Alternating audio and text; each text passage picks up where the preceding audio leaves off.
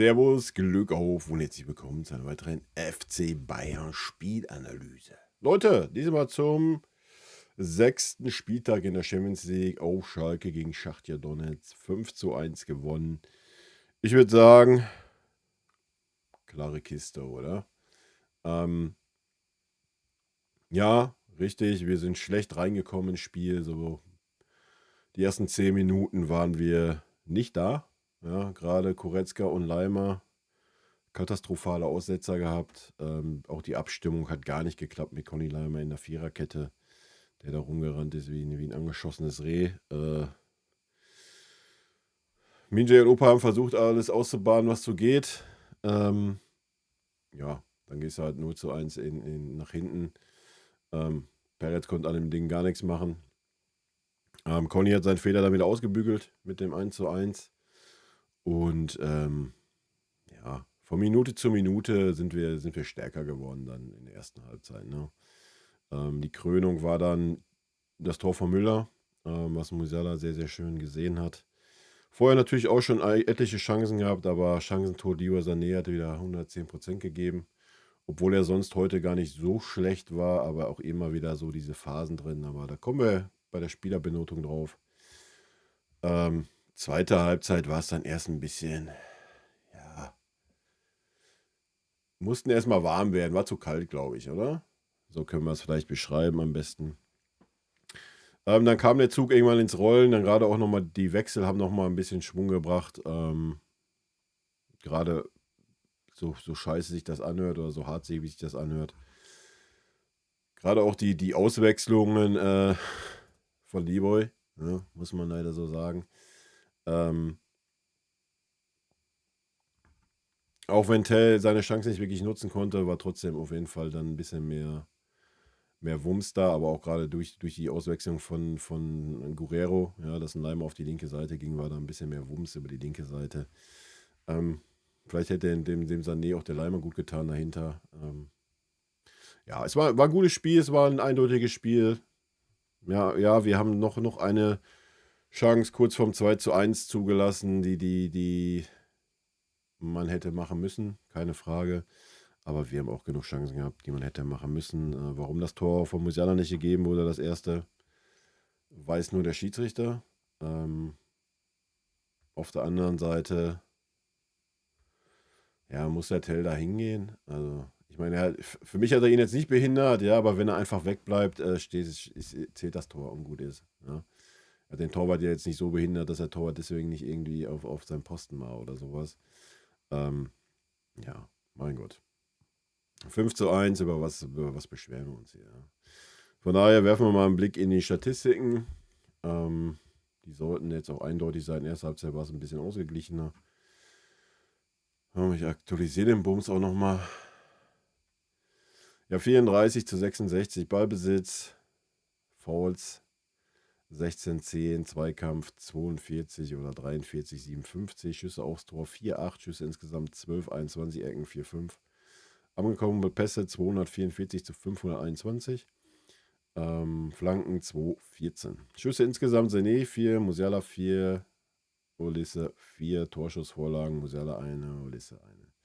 Gewonnene Zweikämpfe, Musiala 11, Olise 11, Goretzka 7. Ballkontakte 100 Kimmich, 96 Upa und 88 Minjay. Ja, so viel mal zu den Statistiken. Kommen wir zur Benotung. Gut, Winnie. Ja.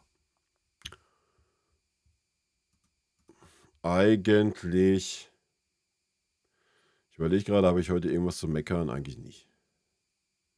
Von daher Winnie für mich auch eine 2. Ich wüsste nicht, wo ich irgendwie was zu meckern hätte. Die Wechsel waren okay, die Aufstellung war okay. Ja, Conny damals Rechtsverteidiger, da werde ich nicht warm mit. Ja, wahrscheinlich hätte man Guerrero eher wechseln können. Wenn man das Haar in der Suppe sucht, kann man solche Punkte ansprechen. Aber ansonsten war es eine gute Leistung. Winnie war auch heiß an der Linie, hat mir sehr, sehr gut gefallen. Gut, damit gehen wir mal rein. Die Aufstellungen aufmachen, nicht, dass ich hier wieder einen vergesse. Ja, Daniel hat seine Aufgabe gut gemacht, finde ich. Wie gesagt, das Gegentor war für mich schuldlos. Die anderen paar Bälle, die aufs Tor kamen, hat er souverän pariert. Man hat doch gemerkt, so die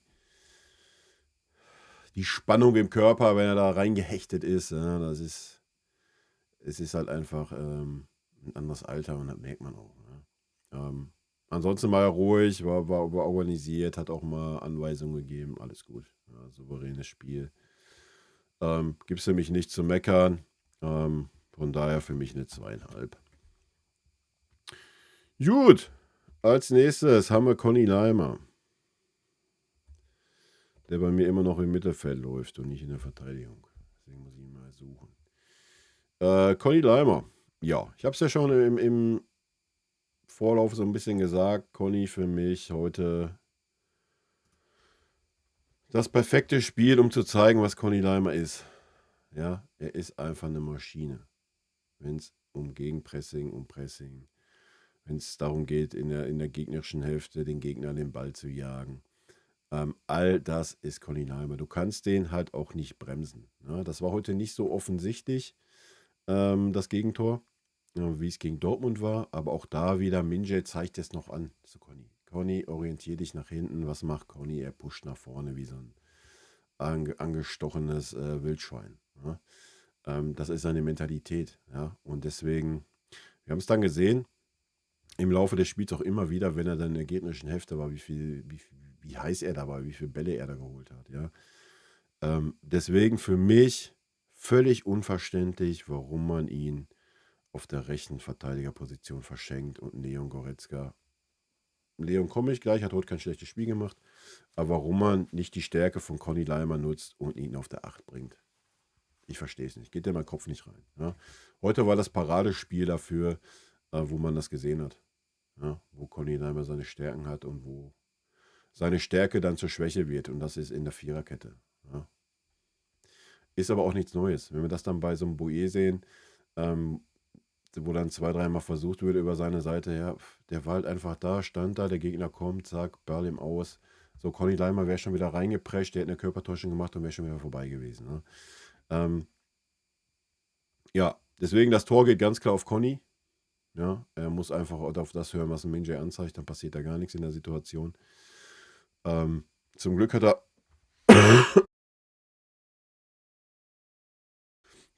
seinen Fehler wieder gut gemacht mit dem Tor. Ansonsten hat Conny Leimer ein starkes Spiel gemacht. Da gibt es gar nichts zu meckern. Ja, wie gesagt, in der gegnerischen Hälfte war er heute Maschine, dann über die linke Seite noch nach den Wechseln. Zum Glück war er defensiv nicht gefordert. War er der Mann. Ja, er war super aktiv.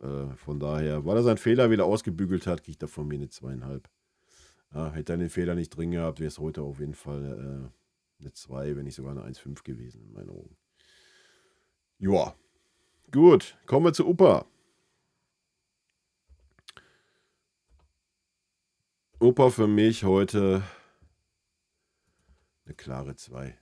Ja, Upa erinnert mich die letzten Wochen immer mal wieder an Lucio. Ja, wer Lucio noch kennt, wer ein bisschen älter ist, Opa geht immer mehr in diese Richtung. Ja, immer mehr auch der Leader. Ja, das ist kein Kimmich. Leute, ja, sorry, dass ich das Fass jetzt nochmal aufmachen muss. Das ist kein Kimmich. Habt ihr das heute gesehen, wer heute der Leader auf dem Feld war? Vor allen Dingen in der ersten Halbzeit, vor allen Dingen da, wo es nicht lief. Ja, das war Opa. Ja, wie er vorangegangen ist. Ja, wie er auch in der, ich weiß gar nicht was, erste Halbzeit oder zweite Halbzeit, wo einfach mal den Müller zusammenpfeift, ja, dass er sich doch in den richtigen Raum bewegen soll.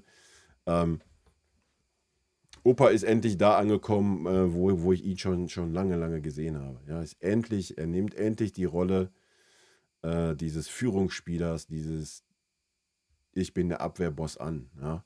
Hat heute so oft dann auch nicht nur stark nach vorne wegverteidigt, auch wenn dann wirklich keine Anspielstation da war. Ohne Scheiß, er hat einen Lucio gemacht. Ja. Den Ball einfach getrieben in den gegnerischen Strafraum rein. Für mich ein super starkes Spiel. Ja. Gut, sein Partner Minjay war heute ähnlich stark, genauso souverän auf jeden Fall. Ja. Ich erinnere mich, zweite Halbzeit, eine Szene, wo sie den eingewechselten Stürmer Traoré oder wie er hieß, beide da weggearbeitet haben an der Außenlinie. Ja, wenn du da alleiniger Stürmer bist, was willst du gegen so einen Innenverteidiger-Duo da machen, wenn das so aufeinander eingespielt ist? Ja? Und ja, ich denke gerade an Upa merkt man, dass er den nächsten Step gemacht hat und dass er auch dieses endlich aus sich rauskommt in dieser Mannschaft, wie gerade schon gesagt. Ne? Und Minje kommt auch immer mehr dahin. Ne? Dass sie endlich mal rauskommen aus ihrem Schneckenhaus und endlich das zeigen, was sie können. Ne? Minje für mich heute auch eine 2,5. Gut. Wie gesagt, ja, du kannst ihm natürlich irgendwie eine Teilschuld beim Gegentor geben. Ich tue das nicht. Minje. Ja. Wie gesagt, er zeigt noch an, wo ein Conny Daimer sich zu orientieren hat als rechter Verteidiger. Und ja. Sah natürlich nicht gut aus dann, ja, keine Frage, aber ja, deswegen eine 2,5 von mir. Gut. Als letztes haben wir dann in der Viererkette einen Guerrero, der heute schwach war. Ja, müssen wir ganz klar sagen. Also das war, weiß ich nicht. Das war in meinen Augen gar nichts. Ja. Ich denke, mit einer 4 ist er gut bedient. Gut, dann gehen wir ins Mittelfeld rüber. Da fangen wir natürlich an mit unserem König. King Kimmich. Ja, hat für mich heute ein gutes Spiel gemacht. Kriegt von mir auch eine 2,5. War heute nicht so auffällig. Nicht so dieser, ja, ich bin dieser Spielgestalter. Ich muss das Spiel lenken und so weiter. Das war mehr Musiala heute, der sich super oft hat tief fallen lassen. Kimmich war ein bisschen defensiver heute gestanden, hat das Spiel einigermaßen gut organisiert. Kimmich war heute unauffällig. Ja, aber unauffällig gut in meinen Augen. Hat keine groben Schnitzer drin gehabt. Wie gesagt, hat das Spiel ein bisschen mehr aus einer tieferen Position gemacht. Seine Ecke, ja, das, was er auch zum Tor führte, was nicht gezählt hatte. Generell seine Ecken waren heute auf jeden Fall gut. Ja, von daher für mich eine 2,5. Ne? Wenn auch ein bisschen unauffälliger heute. Aber unauffällig heißt nicht immer schlecht. Ne? Gut, damit kommen wir zu Leon. Leon für mich der schlechteste Spieler der ersten 10 Minuten. Na, Katastrophe, wie man auf dieser Position so kläglich und so,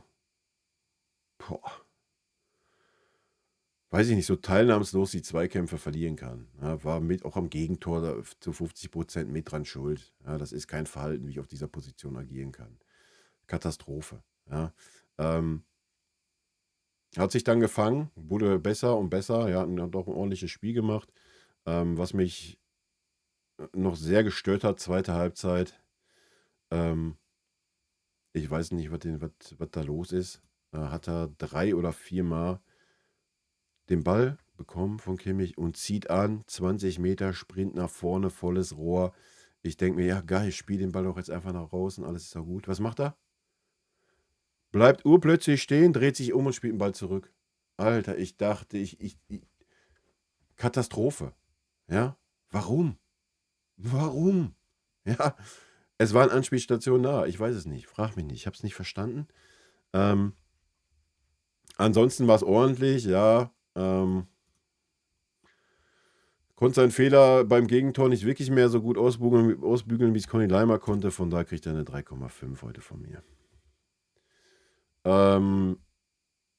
Gut, weiter geht's mit, ja, den Spieler des Spiels war. Oder einen der Spieler des Spiels. Wie gesagt, für mich heute Opa und Conny auch sehr, sehr stark. Ja. Aber Michael hat natürlich heute wieder die Kirsche auf die Sahnetüte gesteckt. Ja.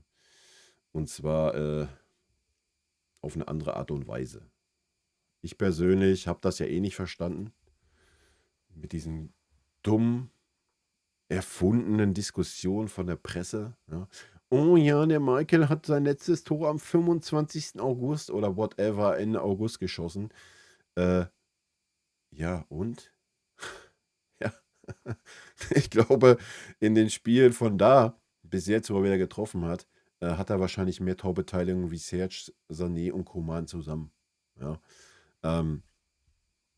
Und wenn du dann noch die Pässe mitnimmst, die einen vernünftigen Angriff einleiten, ja, dann ist er sowieso outstanding auf den Außenpositionen, ja. Heute ein sehr, sehr starkes Spiel mal wieder, ja. Und was mir vor allen Dingen so gefällt, ist ähm, dieses Defensive, ja. Gerade auch mit Boe, da war das ja nochmal auf einem anderen Level, ja. Dann, wenn Boe durchgestartet ist, ist er direkt hinten geblieben. Er war gar nicht vorne. Das war aber auch schon vorher so mit Conny, dass er mit nach hinten arbeitet und vor allen Dingen nicht so Alibi-mäßig. Ja? Der zieht den Sprint genauso nach hinten wie nach vorne. Wenn wir dann Mattis Tell heute gesehen haben, das Paradebeispiel, wie man es nicht macht, ja, der nach hinten den Leroy gegeben hat, so, ja, nee, ich tu mal so, als würde ich hinterherkommen. Junge, kriege ich einen Kackreiz. Ja, Michael für mich heute nicht nur aufgrund der 2 Tore, ähm, die ganze Körpersprache. Aber das ist immer bei ihm. Ja, der ist immer, diese Körpersprache ist immer da. Für mich heute Note 1. Ja. Auch den Elfmeter, ich meine, der Torwart war in der richtigen Ecke, aber der war einfach so gut geschossen. Ähm, und du musst da erstmal hingehen. Ja. Ich fand es auch eine Frechheit, dass Leroy Sané den Freistoß geschossen hat. Ja, Katastrophe. Ich dachte mir, ja, Maike schießt den, ja, das wird auf jeden Fall eine gefährliche Geschichte. Und dann schießt der Leroy den, sorry, Leroy war bemüht, ja, war heute nicht ganz so schlecht wie die letzten Spiele, aber er kriegt es einfach nicht auf die Kette. Ja, das steht ja außer Frage, wenn wir das heute gesehen haben. Das war ja eine Farce, Alter, das war Kreisliga A, Chancenverwertung. Aber zum Glück sind wir noch nicht beim Leroy. Kommen wir gleich hin. Michael, Note 1. Ohne Wenn und Aber. Zack. Gut, damit kommen wir zu Jamal. Jamal heute viel Schatten. Muss man mal ganz klar sagen, ja. Hat sich aber zum Glück dann auch gefangen, hat die Kurve gekriegt. Gerade erste Halbzeit, I don't know, hatte man das Gefühl, ich muss jetzt alles machen. Ne? Hat Kopf runter, wollte da durch 18.000 People durchfummeln. Hat ganz, ganz viele Bälle sich einfach festgedribbelt. Wieder dieses völlig Unnötige. Hat immer den Zeitpunkt verpasst, den Ball zu spielen, den besser postierten Spieler zu sehen. Das wurde dann mit der Zeit immer besser. Ja? Dann hat er wieder das richtige Mittel gefunden, hat sich auch mehr fallen lassen. Hat das Spiel gestaltet, dann war es wirklich gut. Die Ecken-Ding hat er souverän gemacht.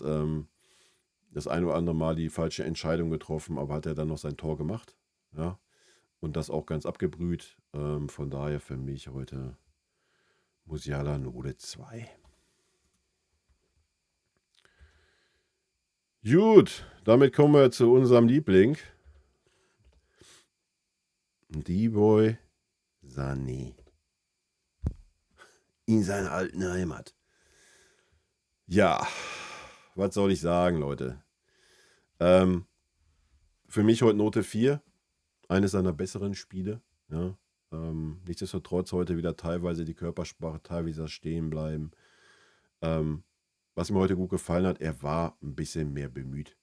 Ja, gerade auch die Balleroberung beim Tor, beim Gegenpressing, dass er seinen Fuß rausstreckt und nicht abschaltet, nicht wieder dann so nebenher läuft, so, ja, guck mal.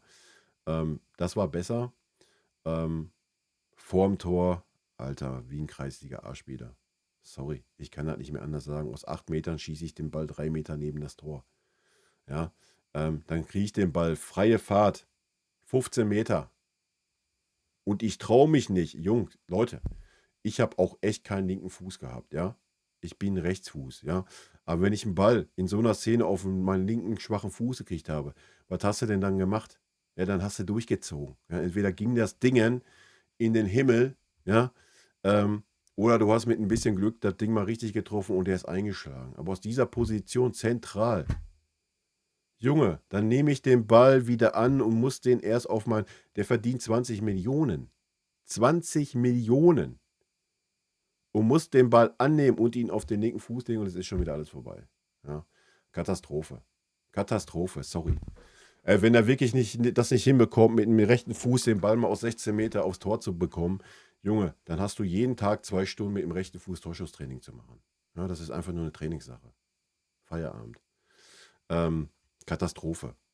Ja, also wirklich vorm Tor eine absolute Katastrophe wieder. Das war so schön rausgespielt mit Jamal, ja, mit dem einfacher Doppelpass, die Lücke war da. Also, sorry. Ja, mir hat es heute einen Ticken besser gefallen. Aber den Vertrag kannst du nicht verlängern. Sorry. Den Vertrag kannst du mit diesem Spieler nicht verlängern. Selbst wenn dieser Spieler sagt, komm, ich bleibe hier für 10 Millionen, der ist keine 10 Millionen wert. Der ist keine 10 Millionen wert mit diesem Leistungsniveau. Ich weiß nicht, woran es liegt, keine Ahnung. Das wissen wir immer nicht. Vielleicht private Probleme, hat einen Kopf nicht frei, ich habe keine Ahnung. Ja. Aber so viele Chancen, wie der heute auch wieder herausgespielt bekommen hat, sich teilweise auch selber erarbeitet, ja, da gehe ich mit. Aber so kläglich vergeben, das ist Kreisliga A-Niveau. Leute, von daher kommt das nicht über eine 4 hinaus bei mir. Sorry. Gut, dann haben wir zuletzt noch den alten Mann. Der alte Mann war auch richtig, richtig schlecht am Anfang des Spiels. Richtig schlecht. Ich hab gedacht, da läuft ein 45er über ein Feld. Ja. Katastrophe. Was für Ballverluste, welche Annahmeprobleme er hatte vorne. Katastrophe. Ja, natürlich hat dann Thomas Müller den Ball gespielt. Den Leon Goretzka, der vorher auch eine Katastrophe Leistung gezeigt hat, gut abgefangen hat. Müller hat dann den Ball gespielt in den Lauf rein. Alles schön, alles tutti. Olissier oder Michael hat es dann nicht ganz hingekriegt. Conny Lampe dann das Tor gemacht. Und dann ging es bei Müller auch ein bisschen besser. Ja? Dann hat er natürlich das Tor. Das war da so ein Müller-Ding, ja, richtig gegen den Lauf, gegen alle Mann, egal wie viele Beine da noch im 16er waren, das Ding ungehindert rein. Dann hast du schon gemerkt, dass er eine Zeit lang sehr, sehr müde war. Ja. Wenn wir sein Leistungsniveau sehen, was er noch zustande im Leiste ist, war es für ihn eine Note 2. Und da wir ihn aber natürlich nicht nur daran bemessen, sondern an allem, ja, ich kann ihm keine 2,5 geben, wenn ich Conny Leimer und das Ding ist auch eine 2,5. Ja, komm, aber er hat sein Tor gemacht, komm, kriegt er eine 2,5. Sonst hätte ich ihn bei einer 3 gesehen. Ja. Hat ein ordentliches Spiel gemacht, ja, immer noch. Er muss das mal in seinen Schädel kriegen. Muss das mal weglassen hier mit seinem Lauf dahin, das interessiert keine Sau mehr, was ein Thomas Müller da ansagt. Ja, und Jamal Musiala ist ihm schon lange entwachsen. Wie gesagt, heute hat er mal einen Anpfiff von Upamecano gekriegt, weil er sich nicht angeboten hat, nicht in den Laufweg gegangen ist. Das ist auch richtig so. Ist klar, dass das schwer ist, wenn du nur noch Ersatzspieler bist und dann reinkommst. Dann dann bist du nicht in den Abläufen so drin, das verstehe ich alles. Dafür hat das wirklich gut gemacht. Ja, ja, es hat mich positiv überrascht, dass er noch am Ende dazu in der Lage ist, das zu leisten, was er heute geleistet hat. Das wird er wahrscheinlich auch nicht mehr alle 7 Tage hinkriegen, schon gar nicht alle 3 Tage. Aber dafür war es heute echt ordentlich. Ja, und dass er mit dem Herzen dabei ist und so, das steht ja außer Frage. Gut. Dann haben wir einen Boe, knappe 30 Minuten. Ja, das bewerten wir mal. Boe hat mir sehr, sehr gut gefallen. Gerade auch das Zusammenspiel mit Michael hat mir gut gefallen, aber auch, du hast gleich gemerkt, ja, das ist ein Rechtsverteidiger. Ja, und er ist auch ein Rechtsverteidiger mit sehr viel Offensivdrang. Ja. Aber er lässt den Gegner einfach auf sich zukommen. Ja. Und stellt ihn und gut ist. Ja, dann geht der Ball ins Aus und dann gibt es einen Einwurf. Ja, und nicht wie Conny Leimer, wie eine Bestie drauf und lässt sich da einfach mit einer Körpertäuschung austanzen. Da siehst du den Unterschied. Das ist halt ein Außenverteidiger. Ja.